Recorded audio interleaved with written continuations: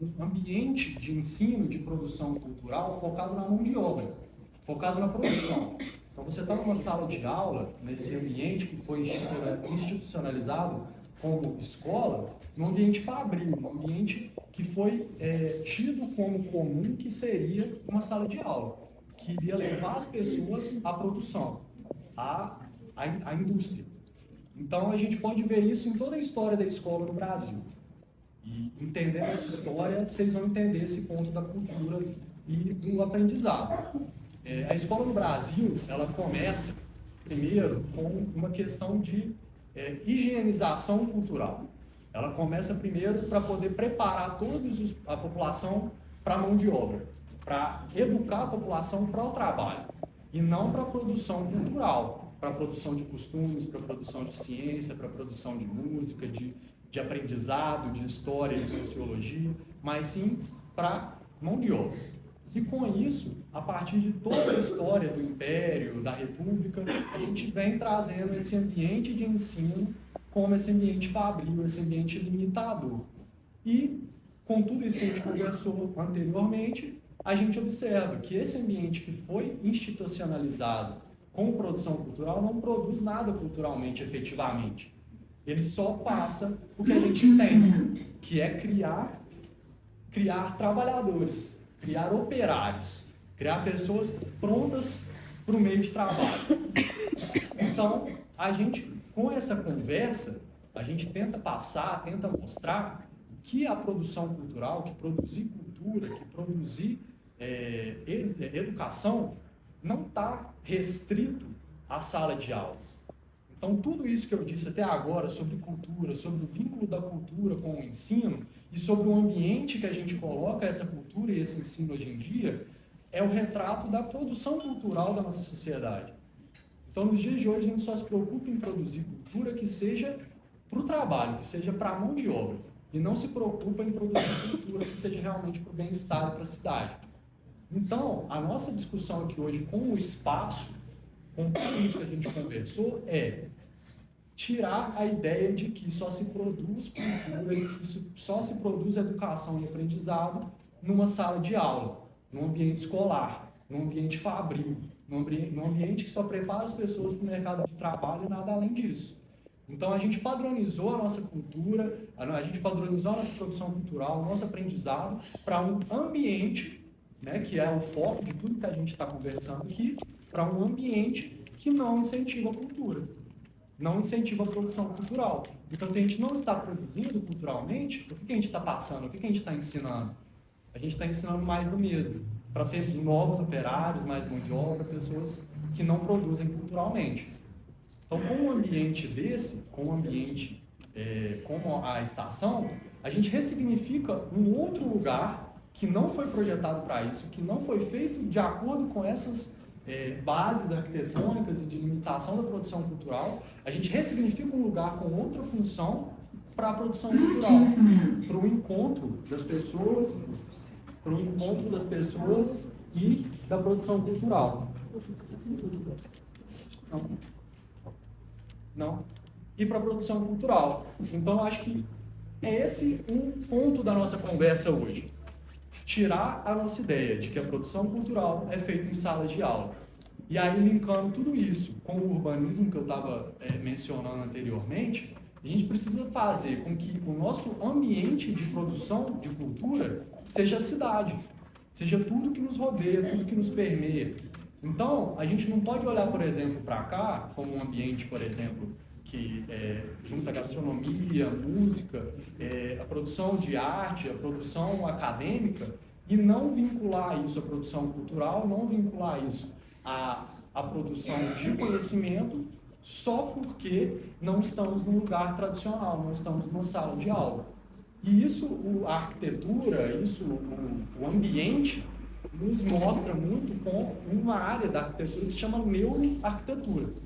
A neuroarquitetura, ela já provou há muito tempo que a forma com que o ambiente é construído, as cores, os estímulos sonoros, os estímulos visuais, eles contribuem positivamente para a produção de cultura, para o aprendizado e para tudo isso que a gente está almejando aqui para essa produção cultural, certo? Então, esse espaço, ele vai impactar na nossa cidade, ele vai impactar nos arredores da cidade. Por quê? Porque nós estamos trazendo esse espaço de produção cultural para fora da sala de aula, para um lugar muito mais amplo, para um lugar muito mais aberto a diversas produções culturais, de cultura e de conhecimento, e que pode ser replicada e ressignificada em diversos outros espaços da nossa cidade que estão vilipendiados e deixados de lado por não serem vistos como um local de produção de cultura. Então, em Oliveira, em diversas outras cidades, né, a gente observa que vários espaços, vários ambientes que são propícios para a produção cultural, que são o foco da produção cultural, produção de música, produção de arte, produção de conhecimento, produção de educação, né, que é o que a gente realmente está produzindo, são deixados de lado para que a gente faça mais salas de aula em formato de pavilhão fabril. Então, o cerne de toda essa discussão, o centro de toda essa discussão de cultura, aprendizado e ambiente é isso, como nós estamos utilizando os ambientes que nós temos e por que nós estamos padronizando o ambiente de educação para uma sala de aula, para um modelo de ambiente e de ensino que não produz culturalmente de forma efetiva da forma como nós deveríamos estar produzindo como sociedade. Porque a gente teve essa tradicionalização do ensino, não só no ambiente, mas também no método. Então, qualquer método que seja alternativo para a produção de conhecimento não é bem visto. Então, por exemplo, só se produz conhecimento estando numa sala de aula, com o professor falando para os alunos ou em um dossiê. Mas aqui, por exemplo, a gente está produzindo conhecimento, está produzindo cultura, está produzindo gastronomia, música, o encontro de todos. Isso é um acontecimento na sociologia. Isso deveria ser feito com mais frequência e em diversos outros lugares. A gente deveria ressignificar mais os lugares. Mas não, a gente prefere continuar com o mesmo formato, o mesmo ambiente de produção cultural que sempre foi estabelecido. E com isso, agora já entrando no nosso ambiente, né, a gente chega na estação do Dr. Fron, na estação cultural do Dr. Fron, que aqui nada mais é que um ambiente que faz parte da cidade de Oliveira, que faz parte da história de Oliveira, que faz parte da história do bairro, né, que estava deixado de lado e que agora está sendo ressignificado, que está sendo está tendo uma função redefinida para a produção cultural. Então, esse ambiente, como diversos outros na cidade, ele está sendo revitalizado. Né? A nossa ideia aqui foi justamente continuar a produção a partir do que a gente tem do passado. Porque a gente tem aquela ideia do passado como algo que estacionou, como algo que acabou, como algo que foi produzido e parou. Mas isso não é necessariamente verdade. A gente tem que ter uma continuação de produção cultural através do antigo. A gente não pode estudar apenas no antigo. E é isso que falta muito nos dias de hoje. A gente vive esse saudosismo da antiguidade, mas não dá continuidade a essa produção. A gente fica estagnado em um processo de educação de produção cultural que não leva em conta todo o processo que foi feito até agora. Correto, Beto? Então, a discussão é essa, a nossa conversa parte disso, né, de todo esse paralelo entre os espaços que nós temos na cidade, de todas essas formas de aprendizado e de produção de cultura que nós temos e que não são aproveitadas por causa desse contexto histórico que foi dado, né, por causa dessa institucionalização do local de ensino e de produção cultural, né, que estão diretamente ligados. Sempre esperou alguém, como sempre foi um lugar de esperar o trem, né? Um lugar de encontro ou desencontro, porque disse despedidas, né? Esses lugares de ir e vir é de encontro e desencontro, de chegadas e partidas. Então, é desse lugar que eu falo, é desse lugar que retorna para Oliveira, é um momento de reencontros, eu acho isso importante, e de encontros, né? Eu brinco que eu sou de 78, mas eu tenho 22 anos, eu acredito nisso mesmo. É porque eu acho que tem tantos sonhos ainda, tanta coisa para fazer, e o tempo tem passado tão rápido que realmente eu acredito que eu tenho 22 quando eu estava lá no terceiro, sei lá qual período de letras em São João del Rei, um lugar que eu fui muitíssimo feliz e que fez toda a minha formação. E a sala de aula tem uma vantagem muito grande, né, Edivane? E os professores já formados aqui, né, Dani? Ela rejuvenesce a gente, porque a gente está em contato com toda a juventude, o tempo todo, né? E esse rejuvenescimento me faz perto do Albano, né? Ele é bem menos que a metade da minha idade, então eu me sinto mais jovem perto dele. Ele é filho da Edivane, que estudou comigo, que eu nem sabia, de tantos anos que eu não havia. Então, quando eu fui na casa dele para ver os projetos daqui, que ela abriu a porta, eu até assustei com o tempo que passa. Mas é isso, esse contato com a juventude da sala de aula, principalmente vocês que vão lidar com crianças, que é um dom, no sentido que exige uma técnica, toda uma estratégia que eu não tenho, confesso, não sei lidar com criança. Então, eu acho isso formidável, é a base nossa, né, de toda a formação.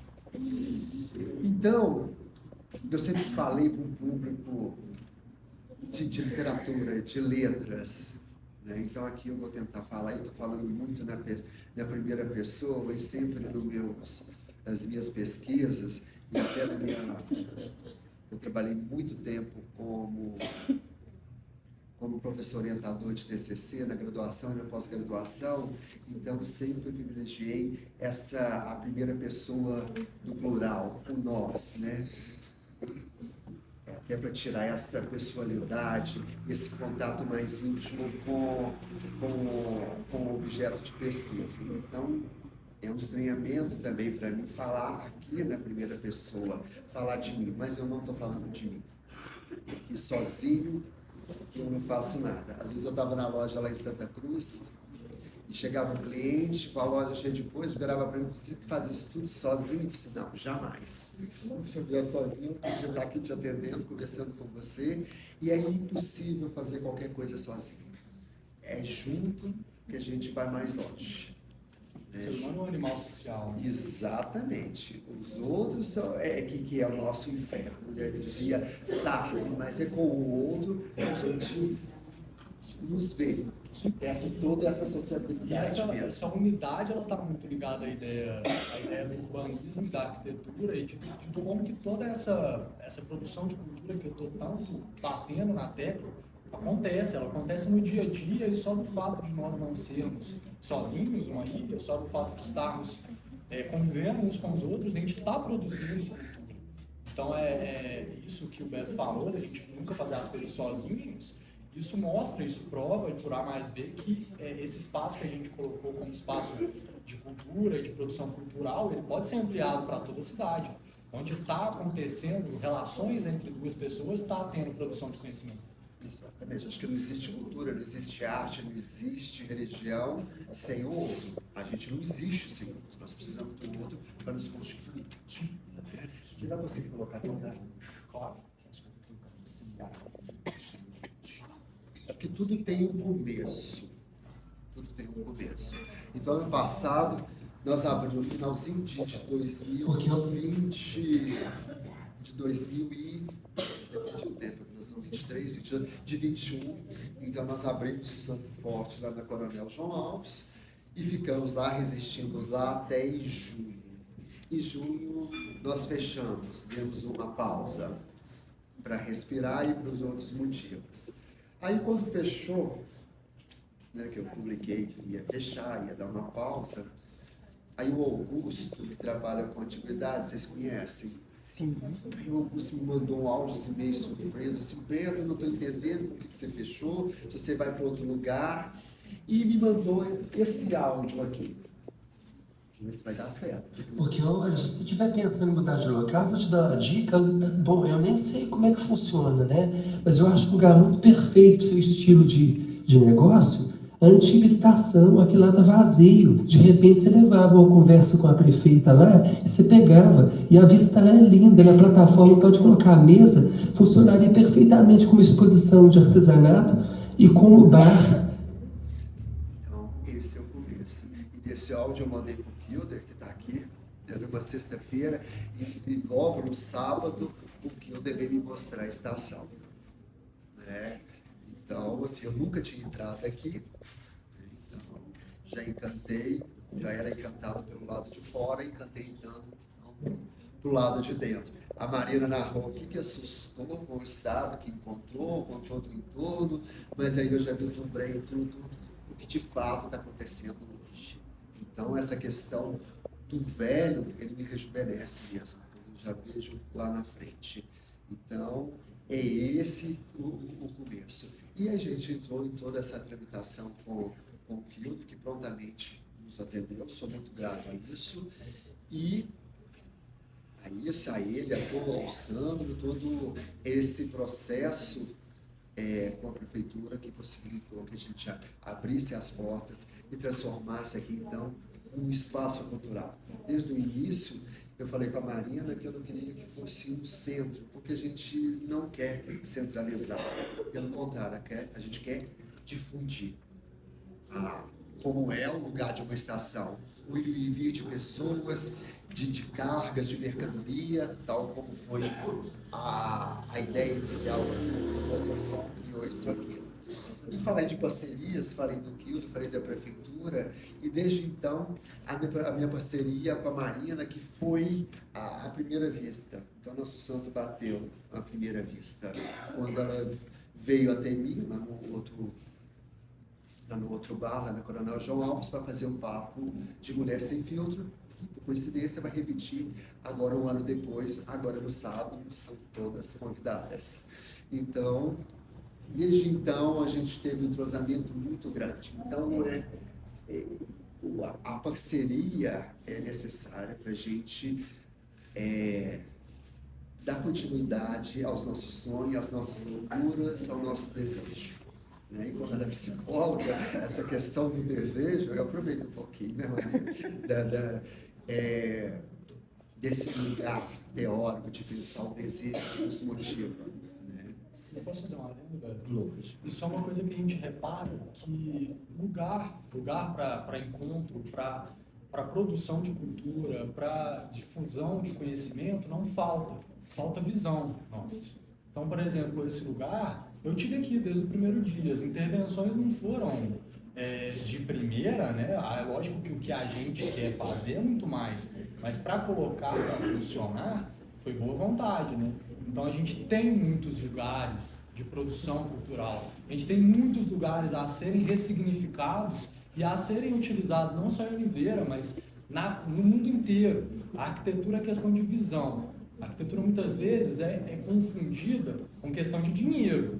E não tem nada a ver. Claro que você tendo dinheiro facilita a execução, mas a arquitetura, ela passa muito longe disso. Ela vai reimaginar a função dos locais, recolocar, ressignificar, colocar para funcionar de formas diferentes e com intuitos diferentes os locais. Interferir o mínimo possível para o resultado ser o maior possível. Exatamente. Falou pontos assim, primordiais que norteiam o modo nosso de agir. Primeiro de tudo, eu acho que a boa vontade. Sem boa vontade não se faz nada.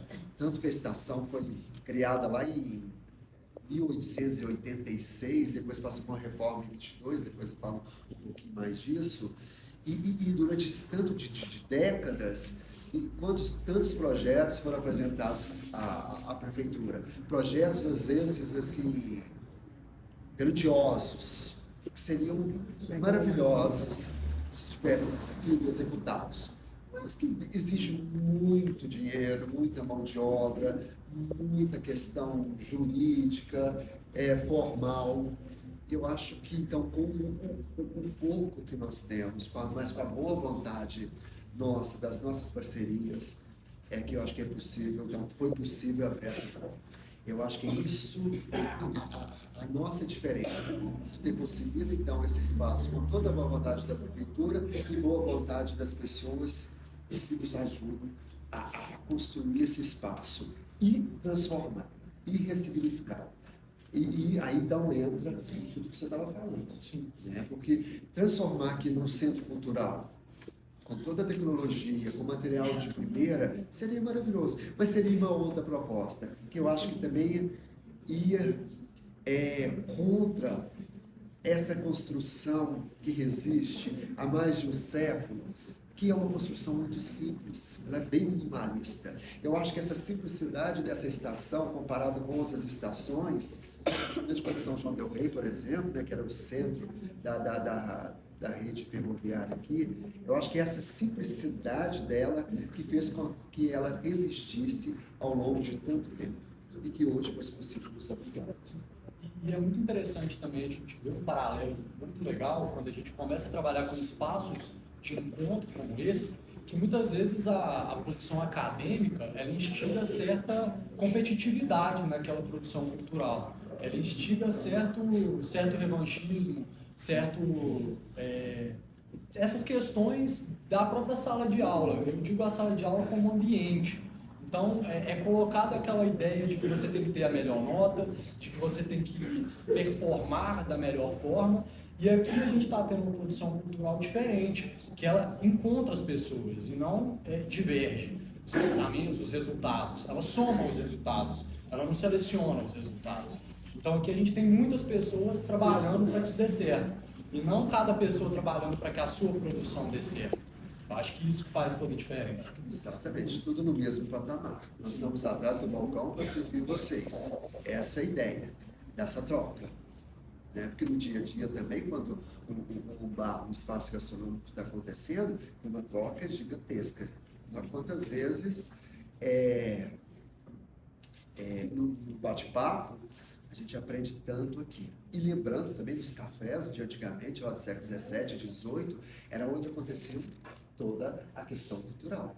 Sem rede social, sem contato, só com o jornal, eram os lugares, então, os escritores, os intelectuais se encontravam tanto para discutir um assunto, quantos livros não foram escritos nos cafés, e para debater. E levando esse espaço onde se mistura saber com sabor, as nossas cozinhas, principalmente as cozinhas das casas de Minas Gerais.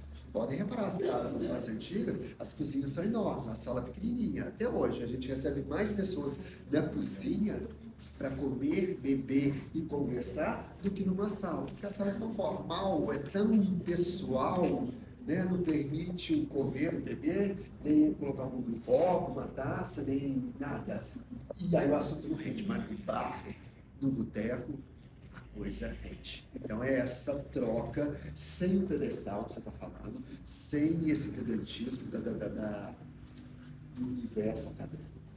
Né? Então, eu me realizo um tanto aqui agora, na parte do sabor e também na parte do saber. Eu acho que depois de tantos anos, acho que talvez seja a segunda vez que eu falo em Oliveira. Já falei em tantos outros lugares e falo dessa forma tão próxima de vocês, até informal, coloquial, e que me engrandece muito. E olha como que é legal, como que essa fala exemplifica, desde o início, tudo que a gente vem falando sobre os ambientes de produção cultural. Né? O próprio Beto diz quantos livros foram escritos de um café, por exemplo, e que com essa tradicionalização do ensino, que tudo que é cultural tem que ser o que é ensinado na sala de aula e vice-versa, a gastronomia foi deixada de lado, os ambientes gastronômicos foram deixados de lado, os ambientes de produção musical, de produção literária foram deixados de lado. Então, por exemplo, Noel Rosa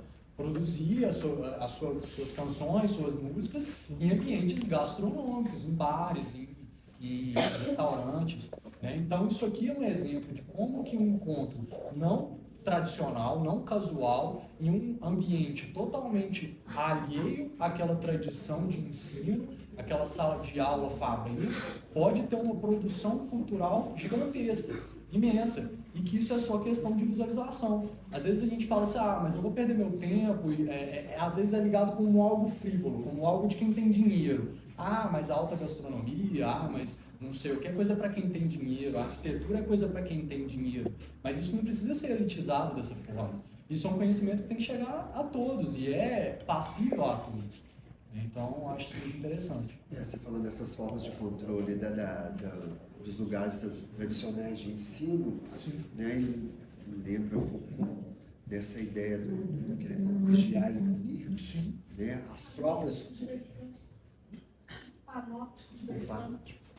a própria construção coloca o aluno, a pessoa, para se vigiar. Eu posso dar um exemplo? Depois que sim. O próprio modelo de escola que a gente tem, por exemplo, o ginásio, né, em modelo de pavilhões, Exatamente. foi um modelo arquitetônico adotado no país inteiro para que justamente a escola de nível básico fizesse a higienização da população, para que todos de população rural, de população urbana pudessem estar no mesmo lugar, aprendendo as mesmas coisas para trabalharem da mesma forma, se vigiando do mesmo jeito e tendo os mesmos resultados.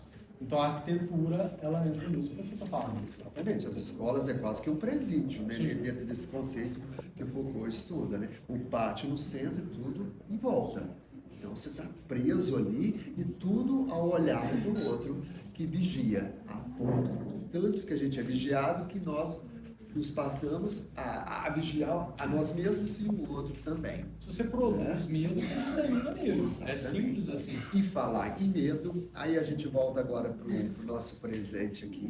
Nosso maior desafio aqui com a estação era mudar essa cultura do abandono que aqui todo o entorno se encontrava. Se a gente perceber todas as construções, as ruínas, o abandono que se encontrava nesse entorno todo aqui, escuro, com mato, com sujeira, transformar então essa cultura do abandono, através da cultura, do saber e do sabor, num lugar de cultura.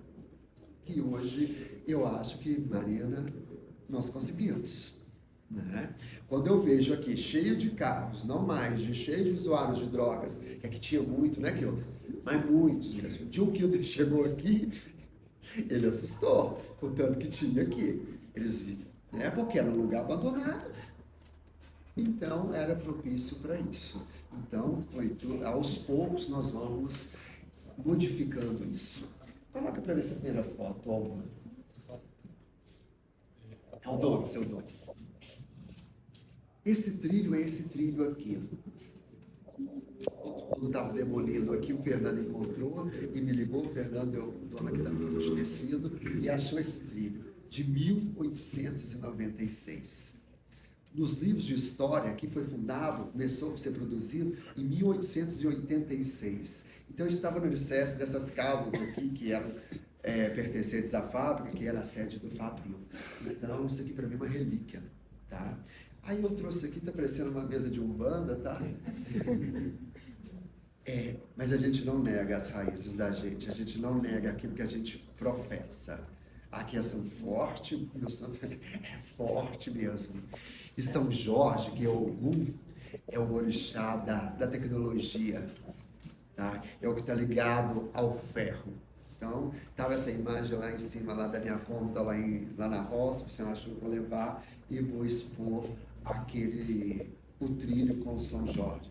E já tinha essas espadas de São Jorge aqui que eu polia aqui na fábrica, e que o Douglas já tinha colocado aqui, nós juntamos isso. Mas o santo tem que ser forte mesmo, em todo sentido, não só no religioso, mas no de cada um, para enfrentar os percalços do dia a dia, seja dentro da sala de aula e fora dessa. Então, esse é o livro de 1896. Mas em 1922, aí passa uma reforma, pode até mudar, aqui tem uma reforma e essa estação vai tomando as feições que hoje nós temos. Aqui foi construído pelo Dr. Fronto, ideia dele. Ele era alemão, veio para Oliveira depois de servir no exército americano. Não sei por que ainda, tem que pesquisar isso, por que ele veio parar em Oliveira depois de ter passado pelos Estados Unidos. E ele era médico e construiu várias casas aqui, que serviram de apoio de escritório, de almoxarifado, para a construção, para a construtora que fazia a rede ferroviária, principalmente a lá do centro, onde que é o hospital hoje. Infelizmente, em 64 foi demolida e era belíssima. E ele tinha uma cervejaria que hoje é onde é a fábrica de tecido. Antes da fábrica de tecido ser a fábrica de tecido, né, propriamente dito, ele tinha uma cervejaria que chamava Oeste. Então, ele construiu as casas aqui e constrói essa estação para dar vazão para a produção dele, principalmente para o lado de Divinópolis. Essa foto é de 1922, que está no livro de 1922, que é o memorial histórico descritivo da estrada de ferro do oeste de Minas, né, que começa em São João e interliga todas essas cidades aqui do oeste, do centro-oeste de Minas. Pode passar para ver qualquer. Tá vendo as construções? Olha que delícia aí, o pessoal na plataforma. Cada casinha lá no fundo, eu já interroguei, provavelmente era uma casinha de ferramentas. Né? Então, é 22 quando já tem esse anexo onde a nossa cozinha hoje. Tá? E as pessoas na plataforma. Imagina o que eles estavam sentindo naquele momento, né? Onde estão essas pessoas hoje? O que eles sentiam? Quem estava aguardando? Aquela casa lá na frente que você está falando? Sim. Ela é onde aquela casa que fica bem ali na esquina. Certo. Realmente ela era como se fosse um depósito, alguma coisa, porque a máquina de saída aqui, ela passava bem devagar. Quando saía, e ela ia começar a pegar a velocidade quando ela pegava a rua da linha, que é essa aqui de cima, onde tem essa coluna. Então, ali ela já passava lento. Sim. Até passamento é bom, realmente seria uma casa de ferramenta, de ferro, alguma coisa para guardar, né? Curioso com aquela foto. Então, aí, ó, tinha que vai ter um momento que nós não vamos ter essa cobertura na plataforma. Pode passando. Tá. Essa é a pedra de fundação, que está ali, a marca que está ali do lado de baixo aqui da rua. 25 de 2 de 1922. Então, é o ano da reforma, eu marco, né, a pedra angular, seria por aí, né, porque já estava pronta, não seria angular. Mas é uma data muito importante, 1922, também a Semana de Arte Moderna. Olha lá, nós estamos lá no mês de fevereiro, é a senha do Wi-Fi, viu, gente? Então, porque é uma data muito importante e ela resiste, olha, 101 anos depois. Então, isso aqui para mim é especial. Depois eu quero até fazer proteger isso aí com vidro, alguma coisa, ou uma marca. Foi a primeira foto que eu tirei aqui quando eu vim com o Kilder no sábado. Sobre essa construção, é legal também entender ela no contexto mundial, que 1922 estava sendo pós-Primeira Guerra. Então, era um momento de industrialização tardia dos países colonizados que ainda não tinham passado por esse movimento no século XIX. Então, no século XIX, a Inglaterra, todos os outros países passaram por esse processo de industrialização e o Brasil e diversos outros países emergentes não passaram. Isso foi acontecer só depois da Primeira Guerra Mundial. Muito importante isso. E agora são umas fotos que eu tirei do dossiê de tombamento, que foi tombado em 2000, dossiê elaborado pelo Heraldo. Essas duas casas são as casas do Dr. Fron. Uma resiste, né, na parte de baixo, que é até do seu parente, né, Dani? Dona Emília Teixeira. Que mora lá. Hoje mora a sobrinha dela. É a casa muito bela, tombada, né, que eu dei uma outra edificação aqui perto, tombada, e eram duas casas. Era de verão. Oi? Brinquei muito. Brincou muito. Então eram duas casas, uma de verão e uma de inverno. Uma foi demolida e construiu, infelizmente, aquele prédio lá. Então essa era a casa do Dr. Fron. Ótimo. Eu trouxe essa foto aqui só por causa da citação que eu já tinha colocado no Instagram, que é muito interessante essa citação. Traga o passado somente se for construir a partir dele. Eu acho isso formidável. Isso foi uma resposta que eu dei. moço aí, Oliveira, que eu não sei como é que ele chama, acho que é Oliveira em Foco, ele posta muita foto interessante de Oliveira. Esse perfil é excelente. Não é? Mas só que não tem contexto nenhum, infelizmente, de onde há foto. Mas essa foi uma resposta que eu me dei, não para ele. Quando ele postou, eu já estava aqui na parte de cima, onde eu instalei minha oficina, depois tive esse ponto, e ele postou umas fotos dessas casas aqui, restantes da fábrica de tecido. Um ângulo que demonstrava um abandono muito grande. E as pessoas começaram a comentar aquilo ali de forma aleatória, como todo mundo comenta em redes sociais hoje. Eu falei assim, gente, e me incomodou um pouco. Né? Porque poderia ter já procurado saber o que já estava acontecendo. Sabe o que eu lembro? Era uma foto muito triste, o ângulo que ele escolheu. E tudo é o ângulo como você enxerga as coisas. Aí, essa frase, essa citação me veio como resposta para mim, não para ele nem para as outras pessoas. Realmente, se você traz o passado de volta para o presente, é como você tem que construir alguma coisa a partir dele. Isso vale para a arquitetura, vale para tudo que nós estamos fazendo e para aquilo que nós deixamos lá atrás, nas questões pessoais, nos relacionamentos, naquilo que é entulho dentro de nós. Eu acho que tem que construir algo a partir deles. E uma coisa, eu lembro que eu vi esse post, eu tava levantando as casas aqui em cima, eu tava tirando as medidas. E eu vi os comentários, eu falei assim, se eu pudesse comentar, responder aqui, espera um minutinho, estamos fazendo. Exatamente. Calma aí. E eu acho que é muito importante essa frase, porque a gente imagina, principalmente com toda essa discussão que a gente tem, não só em Oliveira, mas em todas as cidades de Minas, principalmente, sobre o tombamento, sobre a utilização de recursos que a gente já tem em pé, né, em questão de imóveis, essa frase ela tem que ser levada muito a sério, porque o tombamento ele não serve para vitrificar o imóvel, ele não serve para deixar ele ali inerte, para tirar ele, para ceifar ele da participação da comunidade. Isso não existe, você não está fazendo bem nenhum para o urbanismo, para o paisagismo e para a arquitetura com isso. O tombamento ele serve para a gente ressignificar o lugar e manter as características dele, construir um futuro a partir da história que a gente já tem.